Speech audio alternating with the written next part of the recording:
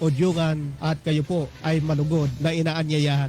Kaya nawa, kayo po ay nasa mabuting kalagayan na patuloy kayong aming inanyayahan sa tuwing araw po ng linggo, alas 4 hanggang alas 5 ng hapon, dito po sa himpilan ng 101.3 Radyo Natin.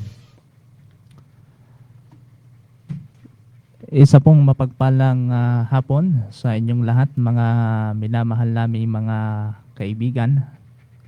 Minamahal po naming mga kapatid. Sa hapong pong ito ay ito po ang programang Ligay ng Buhay Ministry.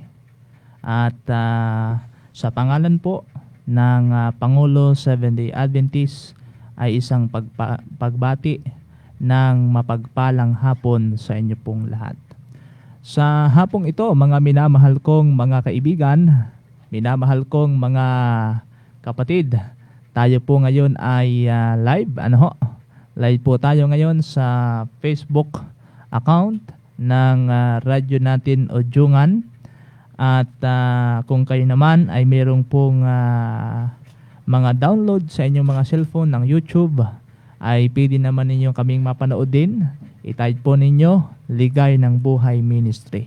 At sa tuwing tayo po ay merong pong programa dito po sa Radyo Natin 101.3, Radyo Natin Odyugan, ay patuloy po na tayo ay makakapag-aral at makakarinig ng salita po ng ating pong Panginoong Hesus.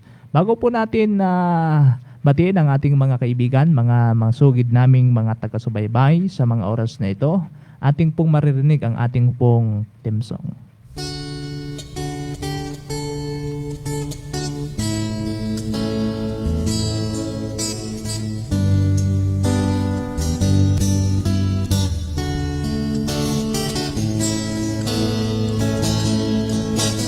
Ating silang sa titig,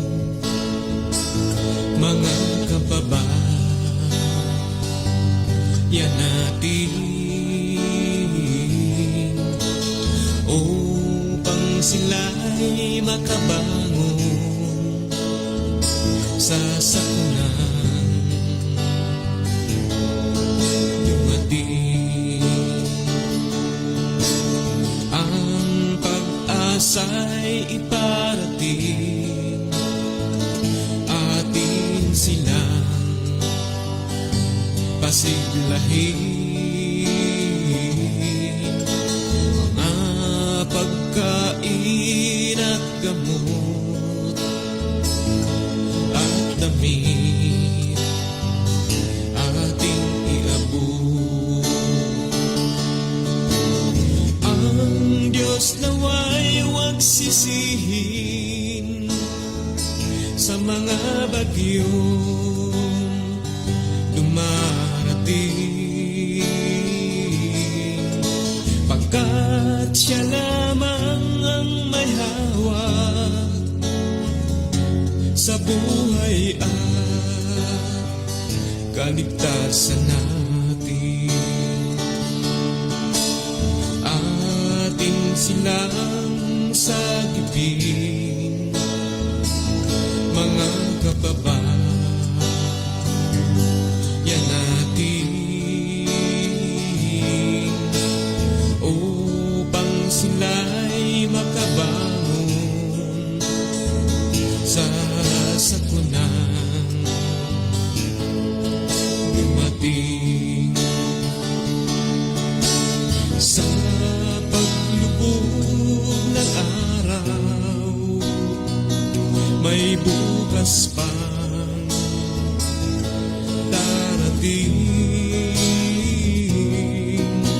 handog ito ng Diyos sa atin, upang siya ay ating sundin. Ating silang sagipin, mga kababayan natin.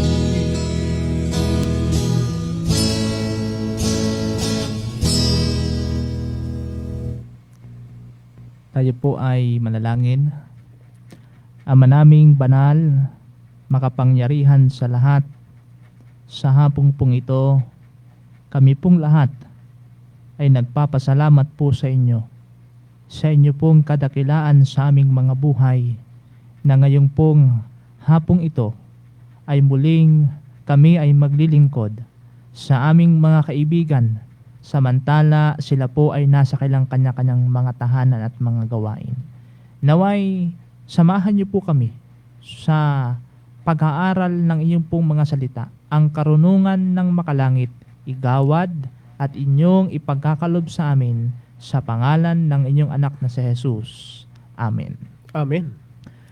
Mapagpalang hapon po sa inyong lahat, mga ginigiliw po naming mga kaibigan, mga ginigiliw po naming mga taga-subaybay sa mga oras pong ito. Welcome po kayo sa ating pong programa ngayong hapon, dito po sa programang Ligaya ng Buhay. Ayan, salamat ng marami sa ating viewers ngayon. Nagsasabing God bless sa tanan. Apo, salamat po ng marami. Kay Minise Martos, kung hindi ako nagkakamali. Marami pong salamat sa inyo. Nawa po ay saan man po kayo naroon sa mga oras na ito, ano man po ang inyo pong ginagawa, naway ang pagpapala at masayang tahanan ay patuloy na ating maranasan at inyong ipagkakalob sa ating pong Panginoon. Pastor? Isang mapayapang hapon sa ating lahat at sa naabot po ng ating programa.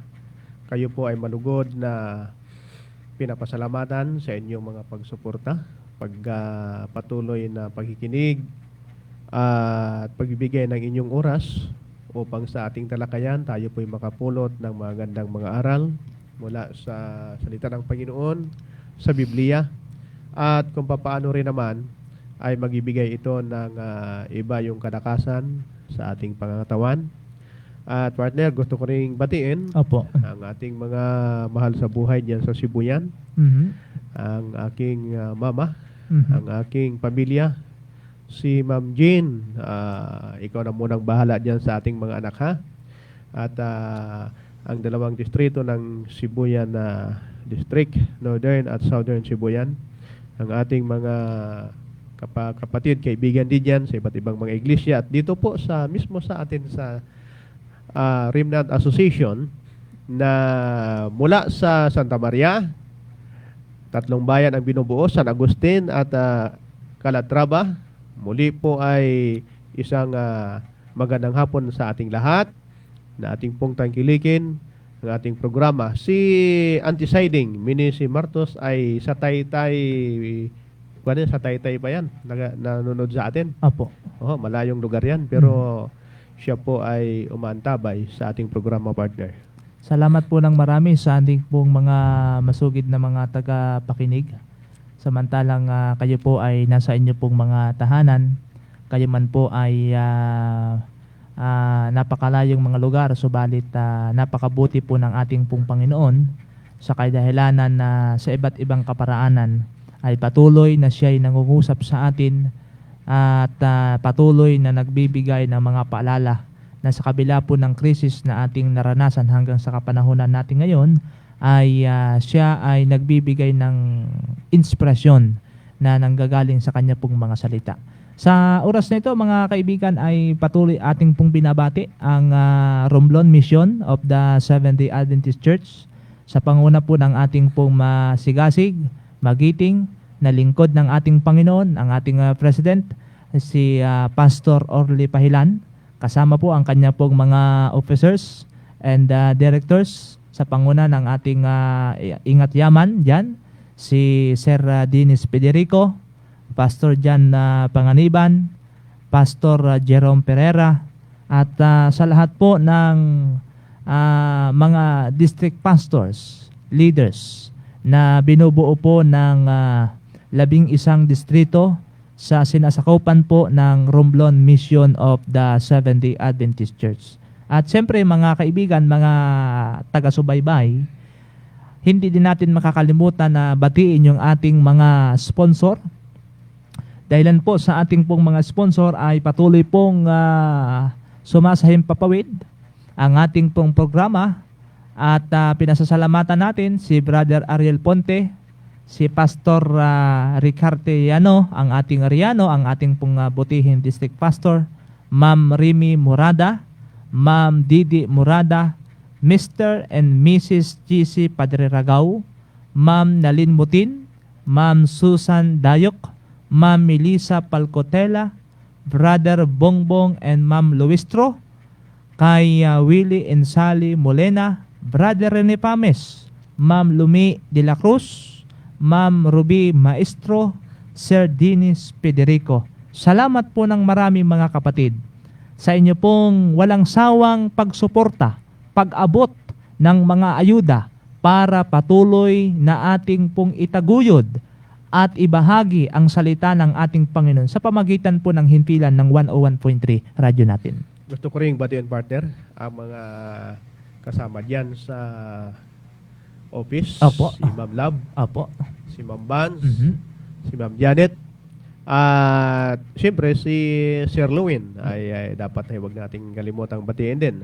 Kamusta po kayo dyan? At kami po rito ay patuloy na magbibigay ng pag-aaral, Mhm. pagtatalakay sa mga bagay na makakatulong sa pag-unlad spiritual. Ayan po. At nais po din naming amin pong na-appreciate mga kapatid yung inyo pong pagsuporta sa pamagitan ng mga panalangin, Pastor, yung ating mga kapatid Opo. ay hindi nila nakakalimutan na isama tayo sa ating radio ministry nito sa tuwing alas 7 ng gabi, alas 7 ng umaga, na patuloy po na talagang ang ating mga kapatid ay hindi nakakalimutan na isama ang ating pong gawain ito sa pamagitan ng panalangin. At tayo din naman ay ating na-appreciate ang mga bagay na ito at aming pong pinapaalam sa inyo, mga sugid naming pong mga taga-suporta, sponsor po ng programang ito, ay sa tuwing po tayo ay magla-live tuwing araw po ng Friday, alas 11 po, 11:30 to 12:30, at sa tuwing araw po ng Linggo ay alas 4 hanggang alas 5 ng hapon. Sa tuwing po magsisimula ang ating programa, ay tayo po ay magkakaroon, Pastor, ng espesyal na panalangin para sa ating mga sponsor na talaga namang kanilang inaabot yung kanilang suporta para patuloy na tayo ay makapaglingkod sa pamagitan ng radyo natin. Tama po yun. At sa bahaging ito, tayo po ay mananalangin. Dakilang Ama na pinanggagalingan ng lahat ng mga kabutihan. Pinumpuri ka namin. Pinapasalamatan dahilan sa mga bagay na kami ay hindi nagkukulang. At sa hapong ito, amin pong inidalangin ang inyong mahal na mga anak, ang nagasuporta ng gawain ng Radio Ministry, Ligaya ng Buhay Ministry dito po sa 101.3 radyo natin, Udyungan. At ito'y malaking bagay upang mapaabot ang pabalita sa maraming dako sa palibot po ng Romblon Province. Dakilang Ama, salamat po sa mga sponsor na sila po ay sumusuporta. Nawa ang kanilang mga kabuhayan ay inyong patuloy na palaguin. Ang kanilang magandang kalusugan ay patuloy na ipagkaloob maging malakas at matibay upang sa ganon ang kanilang mga pagpapagal, ang kanilang paghahanap buhay ay magkaroon ng magandang bunga, at sa ganitong mga bagay sila po ay magkakaroon ng patuloy na pagsuporta sa gawain ng paglilingkod. Higit sa lahat dito po sa Radio Ministry. Maraming salamat po, dakilang Ama, sa iyong kabutihan, at marami pang mga kaibigan namin ang gustong magkaroon din ng pakikisangkot, makibahagi po ng kanilang mga resources sa pagtulong sa ministry ito. Nawa po ang inyong pong pagkalinga ay kanila ring maranasan. Maraming salamat sa iyong kabutihan sa aming lahat sa pangalan ni Jesus. Amen. Amen. Purihin po ang pangalan ng Diyos. Nawa ay patuloy na ating pong isama sa ating pong mga panalangin. At nasasalamatan natin, Pastor, ang matagumpay na gawain na isinagawa natin na nakaraang isang linggo. Ay, oho. Tayo ay nagsagawa ng care group evangelism simula noong June 1 to June 5. Oh. At naging matagumpay ito at isang buong sambahayan ay nagpasakop sa ating Panginoon. At tunay po at kagalakan sa pamilya, samantalang kanila pong pinag-uusapan ang pagtanggap sa Panginoon bilang kanilang personal na kapagligtas. At ngayon, sila ay tumatahak sa panibagong buhay. Opo. So, ngayong hapon mga kaibigan ay hindi na po tayo magpapatumpik-tumpik pa upang hindi tayo tumungo sa ating pong talakayan sa mga oras na ito, na ngayong hapon ay ang ating pong paksa na ating tatalakayin ay merong pong pamagat na mag-ehersisyo Kristiyanong bunga. Ayan po, napakagandang paksa at gusto ko ring sabihin, partner, Opo. kasi ang ating paksa ay napapanahon. Mhm. Yung ating care group evangelism Yan. na nagkaroon na ng magandang bunga, Oho. gusto ko ring ma-challenge ba Opo. ang ating buong Remnant Association, Mhm. iba't ibang mga iglesia, Opo. na sana po ay hindi maging mabigat na tayo ay gumawa rin ng ganitong mga pagpapadala ng pabalita sa pamamagitan ng care group evangelism. Oho. Nangyayari po ito at gusto naming ipalam kung kayo po ay mayroong mga gustong pa-Bible studyhan, Mhm. pag-aaralan, sabihin nyo lang po at handa kami Opo. upang tayo ay sama-sama, sapagkat ito nga kinakailangan na tayo ngayon ay mag-ehersisyo sa Kristiyanong bunga, na wag nating pabayaan ang mga panahon na lumilipas na hindi tayo lumalago. Kailangan po sa panahon na ito na hindi tayo makakagawa ng pampublikong krusada, Opo. evangelism, public evangelism, gagamitin po natin ang maliliit na mga pulutong at nagiging makabuluhan at mabunga, Mhm. sapagkat ito ay naganap na, partner. Opo. Nagpapasalamat tayo at Opo. marami ang nagiging resulta ba Mhm. ng mga gawain ito sa tulong ng ating Panginoon. At kaya sa ating mga kaibigan na malapit sa area po ng Barangay Pangulo, ay aming kayong inanyayahan po sa darating na Lunes. Aha. Ano ho? Ngayon po ay June 7, so bukas po ay June 8. 8. Ano ho? At ito po ay magtatapos simula po bukas hanggang araw po ng Biyernes. Oh. Kung kayo po ay malapit sa areang iyan, ay pwede po kayo na makipag-join sa aming pong isasagawa muli na care group evangelism. So, ngayong hapon mga kaibigan, mga kapatid, kinakailangan pala tayong mag-ehersisyo. Kasi kung tayo pala, pastor, ay hindi mag-e-exercise, walang magiging bunga. Aha. At bakit kailangan na mag-ehersisyo tayo? Ay ano ang kaugnayan nito sa spiritual? Yan. Kasi pag sinabing ehersisyo ay madalas nasa physical na kalagayan. Opo. Papaganda ng katawan, Mhm. para lumakas o maging Para maging presko at, para maging macho. gano'n, no? Macho. Alam po ninyo, ang bagong silang na sanggol ay nagsisimula agad na gumalaw. Sumipa, umunat, umikot, gumapang, umupo, tumayo, at lumakad. Ito ay natural sa kanila, natural din para sa iyo bilang bagong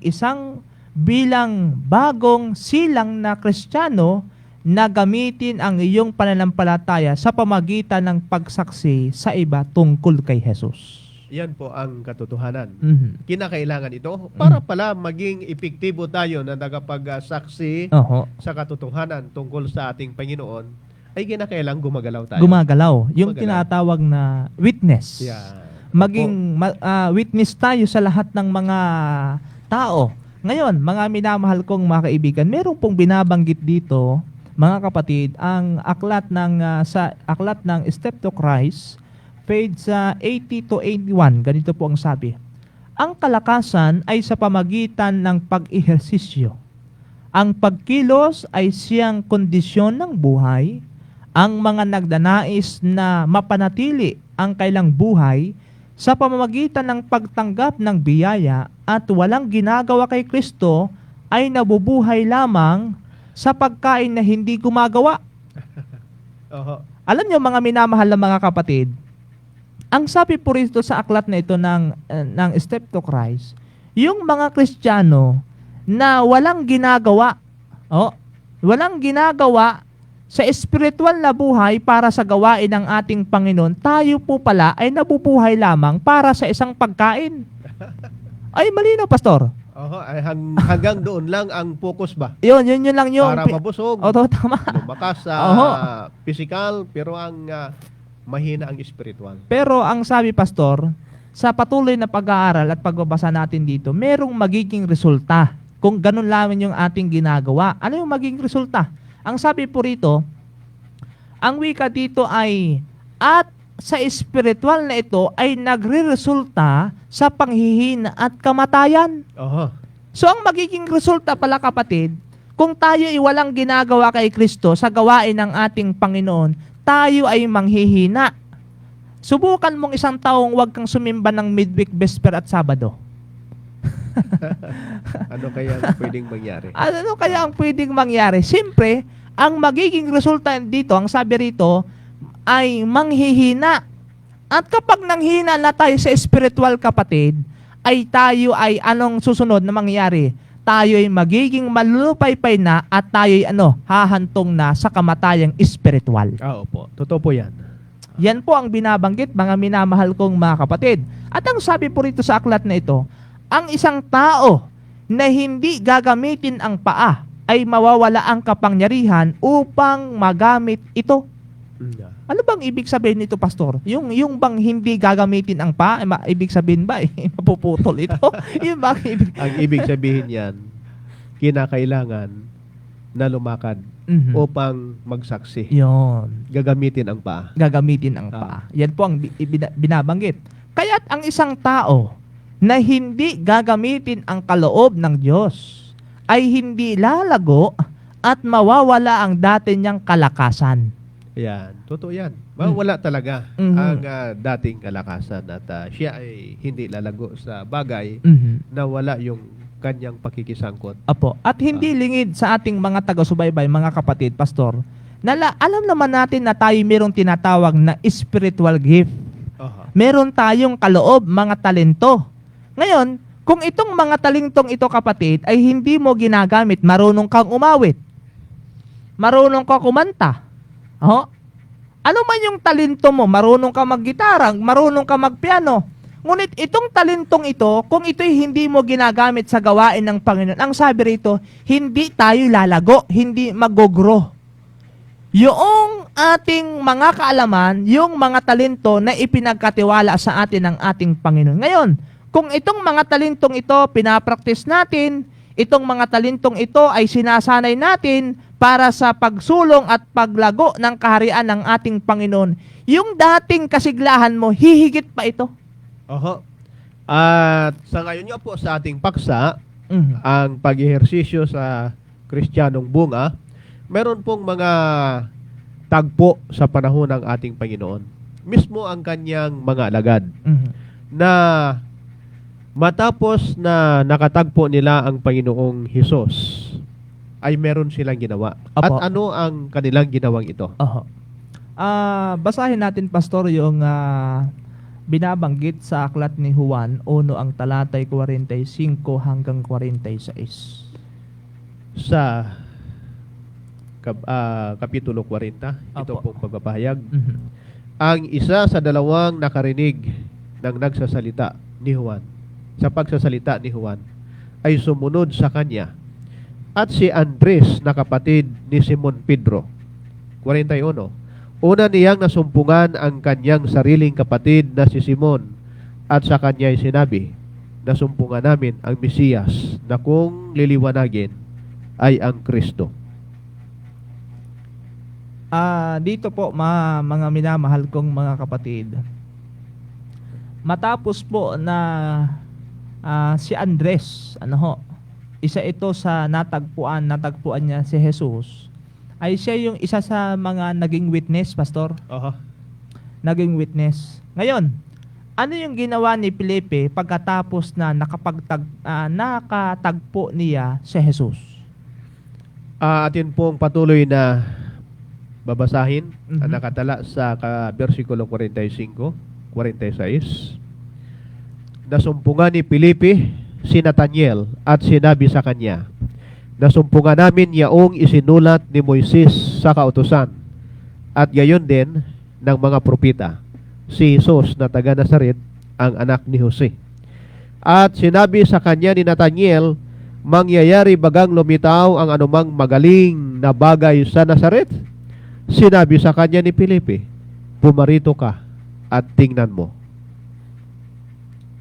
Dito po sa talatang ito, Pastor, na inyong binasa, ano ba talaga ang tunay na kahulugan ng talatang ito? Ito ay nagpapakahulugan lamang Oho.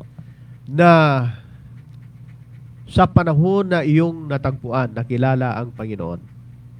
Kasi nagkaugnay-ugnay na eh. Oho. Oho. Oho. Maraming tao ang nasangkot na. Opo. Ang ibig sabihin, ang pabalita ng Panginoon o si Kristo mismo, kung gusto mong makilala, ay kinakailangang ibahagi mo, ibalita mo sa iba. Mhm. Kaya nagkaroon ng pagbabahagi ang mga ginawa ng ito ng mga magkakapatid na naging disipulo ng ating Panginoon, sapagkat gusto nila na ipakilala ang Panginoon sa kanila mismong sariling kapatid o Opo. pinsan o kakilala Oho. upang magkaroon din naman ng magandang ugnayan at lubos na makilala ang tinatawag na Mesiyas Mhm. na si Kristo. Yon. So, dito mga kaibigan, nais nating tumungo sa ikatlong katanungan ng ating talakayang ito. Ano kaya ang sagot ni Jesus sa bagay na ito? Dito po sa Marcos, ang Kapitulo 5, Oho. ang bersikulo po ay 19. Ito po ang pagkakasabi. At hindi niya itinulot sa kanya, kundi sa kanya ay sinabi, umuwi ka sa iyong bahay, sa iyong mga kaibigan, at sabihin mo sa kanila kung gaano kadakilang mga bagay ang ginawa ko sa iyo, ginawa sa iyo ng Panginoon, at kung paanong kinaawaan kaniya. So, Mayroong dapat na maganap. ibig sabihin, Pastor, ipinagkalat na. Ayan, ipinamalita. Yon. Ipinamalit. At hindi lang sa isang bagay na kung ano ang ginawa ng kabutihan sa iyo ay Oho. sasarilinin mo. Mhm. Kinakailangan na mahayag, ipamalita mo upang magkaroon din naman ng tiyatawag na pakikisangkot o pakikibahagi yung iba. Opo. Pwede din- Kabutihan to eh. kabutihan. Oho. So, ibig sabihin pala, Pastor, pwede din palang ma-exercise na isang Kristiyano kung ano yung yung bang tinatawag na patotoo, Opo. Yan po ang patotoo. Yung patotoo. Pagsasaksi. pagsasaksi Oho.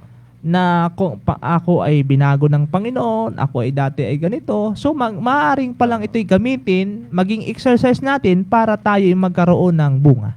Alam mo, partner, yung patotoo sa iyo mismong sariling karanasan Opo. ay magiging mabisang paraan Mhm. kung papaano din naman mahihikayat, Mhm. maniniwala yung iba. Opo. Sang-ayon po sa iyong mismong sariling karanasan, kaibigan, may madadala ka Mhm. para sa ating Panginoon. Opo. So, pagkatapos mga kaibigan ng kanyang pagkabuhay na magmuli at bago siya bumalik sa langit, ganito din ang ibinigay na instruction sa lahat ng mga Kristiyano. So, merong tagubilin pala ang ating Panginoon, Pastor, na siya'y humayo at ipamalita ang mabuting pabalita ng ating Panginoon. Opo. At mahal na mga kaibigan, atin pong babasahin ang banal na kasulatan Opo. sa katanungan na ano ang kanyang mga pasubali. Meron siyang ibinigay na komisyon na Aha. gawain sa atin. Apo. Dito po sang-ayon sa aklat ni San Mateo sa kabanata 28, ang mga talata ay sa 19 at 20. Ito po ang pagkapahayag. Dahil dito, magsiyaon nga kayo at gawin ninyong mga alagad ang lahat ng mga bansa at sila'y inyong bautismuhan sa pangalan ng Ama at ng Anak at ng Espiritu Santo, na ituro ninyo sa kanila na kanilang ganapin ang lahat ng mga bagay na iniutos ko sa inyo, at narito ako'y sumasa inyong palagi hanggang sa katapusan ng sanlibutan. Parang ito po ay mahirap itong gawin, Pastor. Ay, oo nga, kasi inuutusan ka eh. Oh, inuutosan eh. Inuutusan. Na humayo at turuan ang mga tao tungkol kay Jesus. Oho. Sabi po dyan sa talata na ating pong binasa, mga minamahal kong mga kaibigan, parang nakakatakot ito. Nakakatakot ito gawin, lalong higit sa panahon natin ngayon. baka ikaw ay kapitan ng sakit na lumalaganap. Ngayon, kung ating pong iisipin, mga kaibigan, ngunit kung iyong iisipin ang ginawa ni Jesus para sa iyo, ito'y hindi mahirap gawin. Yan po, ang katotohanan yan. Aha. Hindi mahirap gawin. Hindi mahirap gawin. Meron pong isang daang taon na nakalipas, isang manlalakbay ang nagbayad ng isang itim na lalaki na siyang nagsagwan sa ilog ng Mississippi. Sa gitna ng paglalakbay, bumaba ang mangbabangka at sumigaw, "Tingnan mo, naroon ang kapitan." Tumingin ang manglalakbay sa kasalubong na bangka. Sino ang taong iyon? Siya ang taong nagligtas sa akin. Ang sagot ng bangkero, "Ako ay nahulog sa tubig at sinagip niya ako." Kanyang idinagdag, "Nais kong maging alipin niya, ngunit masakit ang aking rayuma. Hindi ako maaari kahit bilang isang alipin." Ito ang pagsaksi. Ito ay ang simpleng pagsasabi sa iba, sa tao na nagligtas sa iyo ay si Hesus Kristo. Kapag nagawan ka ng isang mabuting bagay, talagang magpapasalamat ka, hahangaan mo siya. Pero kapag doon sa punto nakakailanganin na ikaw ay humayo, gumawa. Kinakailangan na ikaw ay magkaroon ng tiyatawag na pagsukli doon sa ginawa na kabutihan para sa iyo, ay meron ka na ngayong mga tiyatawag na pagreklamo. May mga dahilan ka nang pwedeng gawin. Ay, masangit ang rayuma ko. Busy ako. Busy ako. Marami akong ginagawa. May hina ang katawan ko. Marami tayong narinig minsan dyan. Pag tungkol na sa gawain, ay, masakit ang pakiramdam ng katawan ko. Opo. Kayo na lang muna. At mga minamahal kong mga kapatid, sa mga oras na ito, siyempre, meron tayong mga talento, Pastor. Opo.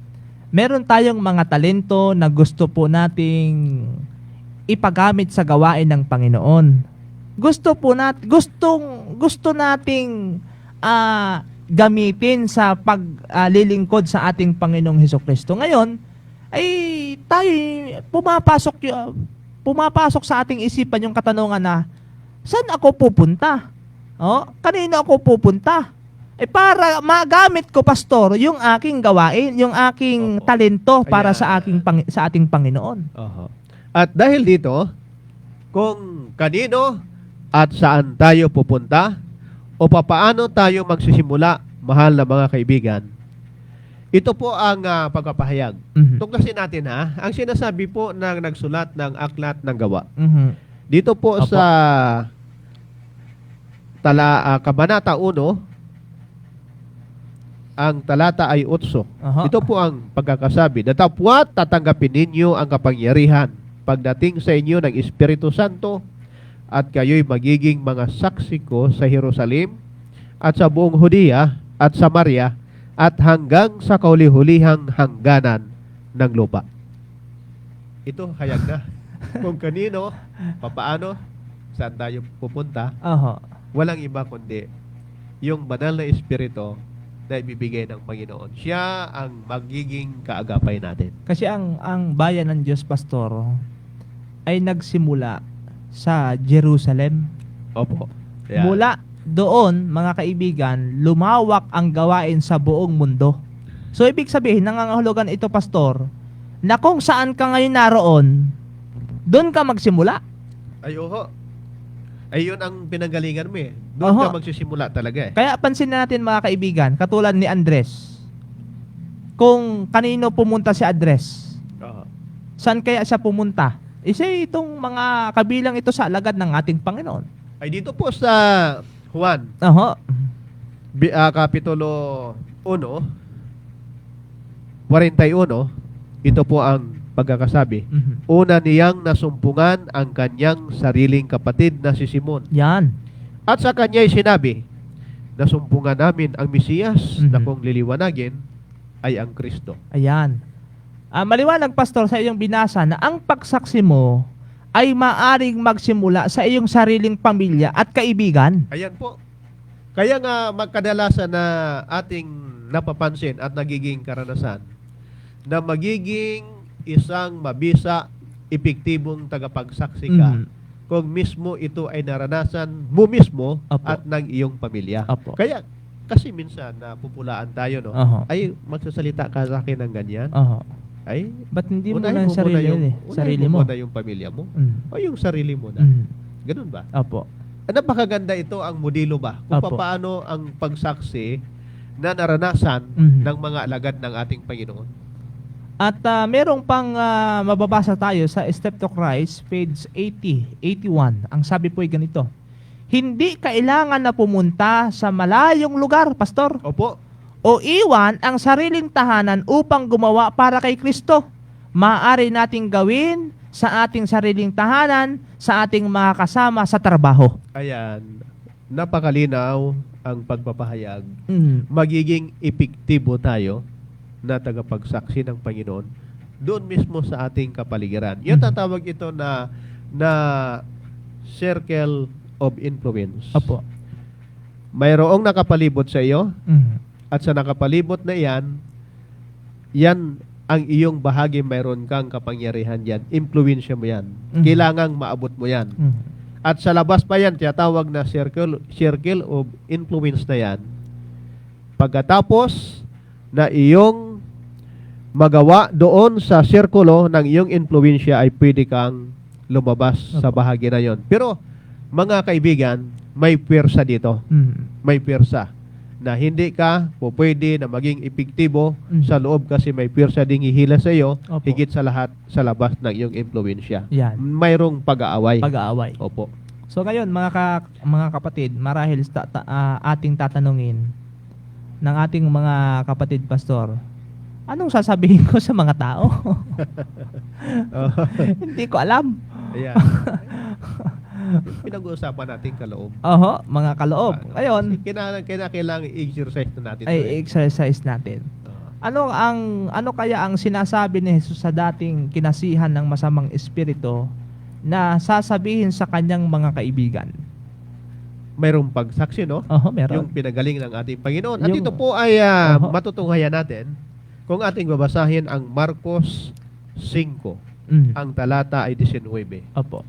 At hindi niya itinulot sa kanya, kundi sa kanya ay sinabi, umuwi ka sa iyong bahay, sa iyong mga kaibigan, Opo. at sabihin mo sa kanila kung gaano kadakilang mga bagay ang ginawa sa iyo ng Panginoon at kung paano kinawaan kaniya. Yan. Andoon pa rin yung pag-utos. Opo. Matapos mong tanggapin ang kagalingan ito, Mhm. sabihin mo ito sa iyong mga kaibigan, Apo. sa iyong sambahayan. Apo. Oho. Mga kaibigan, sinasabi ni Jesus sa lalaki na sabihan sa kanyang mga kaibigan kung paano siya naging bagong tao. Oho. Maaring itanong sa iyo ng mga kaibigan kung ano ang nangyari sa iyo. Kapag nakita nila ang pagbabago sa iyong buhay, ito ang oportunidad upang ipaliwanag kung paano pinatawad ang iyong mga kasalanan at nakipagkasundo sa Diyos at naglagay ng bagong pagnanais sa iyong isipan pagkatapos na sabihin sa kausap mo kung ano ang nangyari sa iyo kay Kristo, ipaliwanag kung paano ito maaaring mangyari sa Kanya Upang magawa ito, maaring magsimula na pag-aralan ang leksyong numero 1, bagong kapanganakan, at utay-utay na bigyan ng pag-aaral sa Biblia at itanong kung nais niyang pahintulutan na si Jesus ay pumasok sa kanyang puso. Napakaliwanag. Partner, Mhm. ito'y isang pagaganyak, Oho. panyaya sa atin. Opo. Na tayo ay binago na ng ating Panginoon. Opo. Ginawan tayo ng napakabuting bagay. Nilinis tayo. At ano ang magiging sukli Mhm. dito para sa ating Panginoon? Opo. Walang iba po, mga mahal na kaibigan, yung ating pakikisangkot, Opo. pakikilahok para sa kanyang gawain. Kung iniisip mo na ikaw ay walang kakayanan, wala kang mga resources o kaya ay mga bagay na pwede mong gawin Mhm. para makapaglingkod Opo. para sa Panginoon. Mhm. Simulan mo, kaibigan. Kilalanin ang ating Panginoon, tanggapin siya. At hayag po ang sinabi, matapos na ito ay matanggap mo, ang banal na Espiritu ay gagawa para sa iyo. Madidiscover mo po kung ano ang kaloob na ibinigay ng Panginoon sa iyo. At ito'y inyong gagamitin para lamang sa Kanya, sa paglilingkod. At marahil mga kapatid, tayo ay parang nahihiya na ibahagi yung katotohanan na tinanggap natin sa ating buhay. Hindi nyo alam kung ano yung sasabihin ninyo. Wag po kayong mag-atubili na lumapit po sa aming programa. Kung kayo po ay mayroong pong mga Bible student, mga gusto niyong Bible studyhan, na wala po kayong materials, wag po kayong mahiya na tumag-text, tumawag sa amin sa pangunan ng ating butihing district pastor, at hindi po tayo libre po na tatanggapin nyo ang materials sa mga Opo, bagay opo. pong iyan. Ano ho? Kaya po mga kapatid, ito yung mga maraming mga bagay na dapat malaman tayo, mga strategy para po sa ganun ay mawin natin ang ating mga kaibigan at mga kapamilya po natin. Ngayon, Pastor, marahil ito ay napakagandang tanong at napakahalaga ito. Halimbawa, nag-invite ako, Opo. ay tinanggihan ako. Ayan, ay isang medyo malungkot na Oho. bahagi yan. Tumanggi sa invitasyon na tanggapin si Jesus. Ay, paano yun? Ay, brother, inimbitahan ko naman eh. Inimbitahan ko sa sa care group. Ay hindi naman pumunta.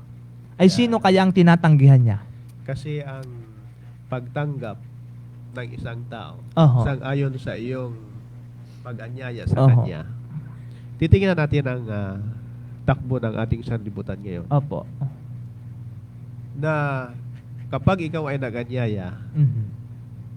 mag-Bible study, Opo. mag-aral tungkol sa Panginoon, Yan. Oho. at kung ang isang tao na ating kaibigan ay makikita niya na wala naman siyang kapakinabangan sa bagay na ito, Oho. ay mahirap yung ganun. Malimit pa sinasabi, Pastor, ay istorbo lang. Istorbo lang. Opo. Ay kung talagang bibigyan ng pansin ito, ay walang dapat na masayang na oras. Opo. Sapagkat ang pag-aaral tungkol sa Panginoon Oho. ay napakalaking bagay. Mhm. Kung ano ang mayroon ka ngayon, kung ano ang pinaplano mo sa iyong buhay, unahin mo ang Panginoon. Opo. At ang lahat na yan ay mangyayari Mhm. sa ngayon po sa nakatala sa Mateo 6:33. At dito po, partner, Opo. kung ano ang gagawin kung tanggihan ka, Oho. meron pong nakatala sa aklat ni San Lucas. Oho. Ang kapitulo ay 10, ang talata ay 16. Ito po ang pagpapahayag. At nakikinig sa inyo, ang nakikinig sa inyo ay sa akin nakikinig. At ang nagtatakwil sa inyo ay ako ang itinatakwil.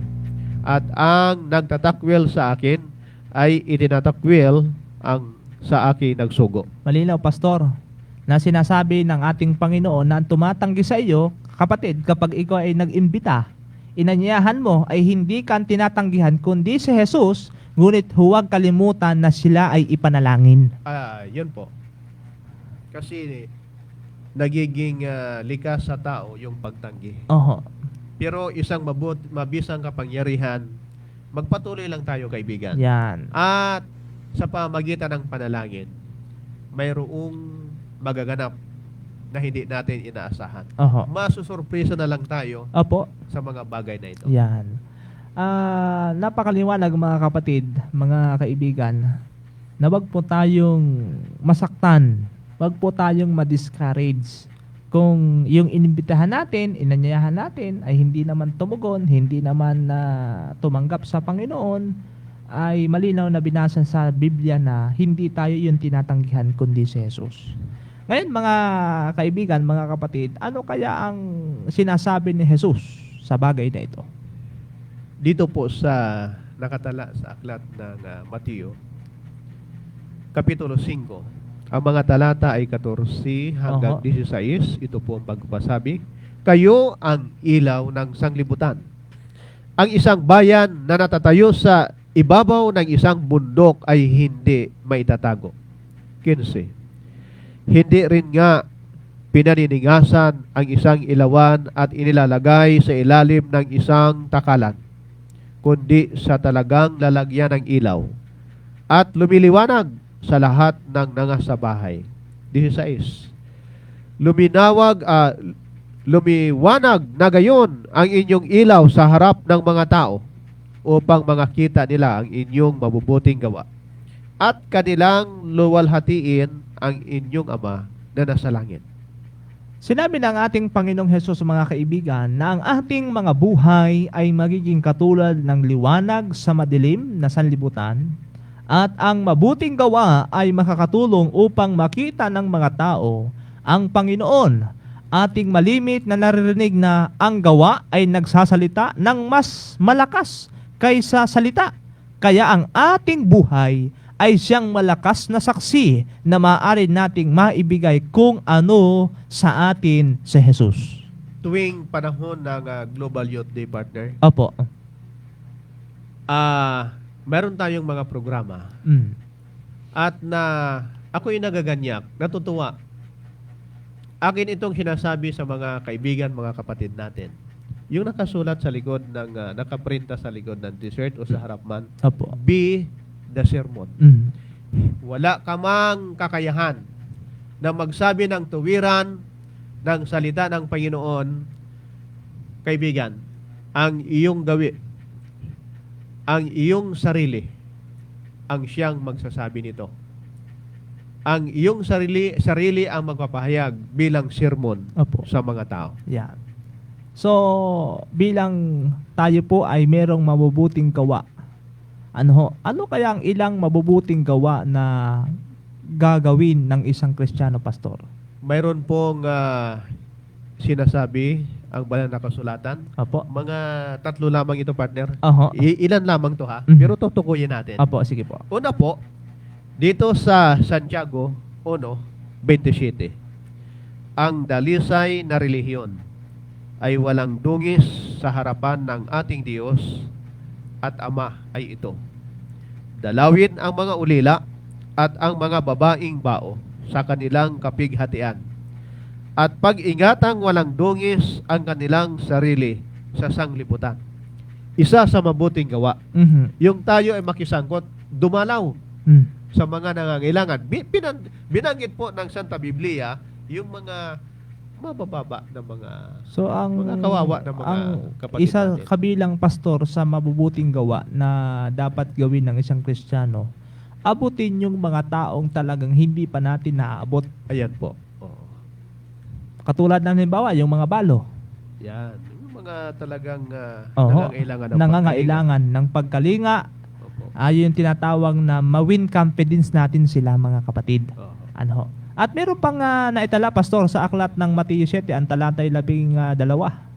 Opo. Kaya nga, lahat ng mga bagay na ibig ninyong sa inyo'y gawin ng mga tao, gawin naman ninyo ang gayon sa kanila, sapagkat ito ang sa kautusan at ang mga propeta. Golden rule ito, partner. Opo.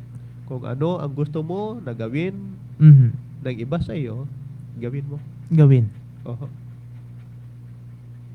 So parang mayroong mga bagay na maaari nating itanong sa ganyan pastor na kung ano yung gusto mong gawin, kung ano ba ibig sabihin pastor, kung ano yung passion mo. Yan. Yan. Kung ano lang yung kaya mo na gawin sa gawain po ng ating Panginoon, maliit man yan, malaki man yan, pero kapag pag yan ay nakisangkot ka sa gawain ng ating Panginoon, mga kapatid, ay napakalaki niyang tulong sa pagsulong ng kanyang ministeryo. Kaibigan, marahil tayo ng mga tao ay naghahanap o tupintingin sa malaking mga bagay. Hindi natin napapansin minsan yung mga maliliit, partner. Apo. Na yung maliliit na pala na mga bagay na yan, ang siyang nagiging simula Oho. kung paano tayo magiging isang epektibo na nagapagdala ng kabutihan para sa iba. Kaya, wag nating tingnan yung ando na yung malaking mga bagay. Oho. Magsimula tayo sa maliit. Maliit. Kasi Simple lang. andoon yung mga sakripisyo na Oho. ginagawa natin eh. Opo. Oh, yung pagtatagumpay na sinasabi, Mhm. nagsisimula sa kung ano ikaw ay naghirap Opo. hanggang sa ang tagumpay ay iyong nakamit. Meron pang isa, partner. Sige po. Opo. Dito po sa Aklat ng Mikas, Opo. Kapitulo 6, versikulo 8. Oho. Kanyang ipinakilala sa iyo o tao kung ano ang mabuti at ano ang hinihingi ng Panginoon sa iyo, kundi gumawa na may kaganapan at ibigin ang kaawaan at lumakad na may kababaan na kasama ang iyong Diyos. Walang ibang gusto ang Panginoon na gawin natin, mahal na mga kaibigan, kundi ang gumawa ng may kabutihan, may kaawaan, at lumakad ng may pagpakumbaba sa ating mga sarili. Pwedeng bigyan natin sila, pastor, ng ilang mga example sa bagay na ito. Halimbawa, mga kapatid, mga kaibigan, sa pagiging mabuting kapitbahay. Ayan, opo. Ano pa? Kabutihan sa isang pagbigay ng isang tinapay. Isang tinapay lang, Isang tinapay lang yan, ha? Isang ngiti. Oo. Halimbawa, nagja-jogging ka. Yan. Tuwing umaga, madaling araw, nagja-jogging ka. Ay, yung taong yun, tuwing ikaw ay mag-jogging, yun lang lagi nakikita mo. Binabati mo. Oho. Giningitian mo, good morning, sir. Good morning. Tuwing nakikita mo, good morning. Oo. So, simple na pamamaraan, pero dun magsisimula para kayo magkaroon ng friendship. Yan. May impact yun. Yung partner. impact. Oo. Ano pa? Sa inyong pagdaan sa kalsada, pagtulong sa pagtrabaho, sa ano pong binabanggit dito? Pagkaawa. Yan. Pagkaawa ay maaring gamitin ng Diyos upang maabot ang mga puso. Magsisimula, makikita talaga sa ating Opo. sarili. Kaya mga kaibigan, mga kapatid, maraming paraan kung paano natin ipamumuhay at ibabahagi ang buhay Kristiyano. Bakit? Hindi mo subukan ang ilang paraan. Maaari mong matulungan ang iyong kapitbahay. Isulat ang iyong mga panukalang pagsaksi kay Jesus. Pwede, pastor, din yung pamamaraan na halimbawa. Wala kang ibang gagawin, kundi the whole month na ito ay ipapanalangin mo yung kapitbahay mo. Opo. Oo. Nahihingi ka ng sign Yan. na kung papaano, ano yung pamaraan na pwede mong i-approach para ma-win mo siya. Oho. Yan. So, ipanalangin mo lang. Kaya alam po ninyo, mga minamahal kong mga kapatid, talagang napakahalaga na tayo po'y makisangkot sa gawain ng ating Panginoon, sapagkat kung tayo hindi makikisangkot, kanino tayo nakikisangkot? Ayan. At malaking bahagi rin sa ating paglilingkod, mahal na mga kaibigan, na yung ating mga sarili mismo. Yung tinatawag na self-evaluation. Opo. Kasi pagka minsan, hindi na natin nakikita yung kalagayan ng iba, Mhm. ikinukumpara natin sa ating sarili Mhm. na hindi naman po pwede. Yan. Sapagkat magkakaiba po tayo ng kakayahan. Magkakaiba tayo ng kaloob at Opo. talento Oho. at hindi natin pwedeng iparis ba Oho. sa iba. Kaya pagka minsan ay nahihirapan tayo.